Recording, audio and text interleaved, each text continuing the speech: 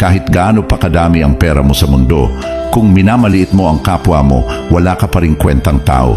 Maraming mayaman sa pera pero mahirap sa ugali. Akala nila na bibili ng status at title ang respeto, pero sa totoong buhay, character pa rin ang tunay na sukatan. Hindi mo kailangang tapakan ng iba para maramdaman na angat ka. Ang tunay na successful na tao, marunong lumingon at umunawa. Walang halaga ang yaman kung wala kang puso.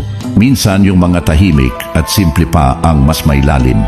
Hindi sila maingay sa achievements, pero dama mo ang respeto sa kilos at salita.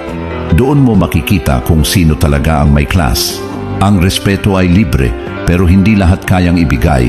Hindi ito nakabase sa itsura, trabaho o estado sa buhay. Pantay-pantay lang tayo sa pagiging tao. Sa huli, hindi pera ang maaalala ng mga tao tungkol sa'yo, kundi kung paano mo sila trinato nung wala kang kailangang patunayan. Doon nasusukat ang tunay na yaman.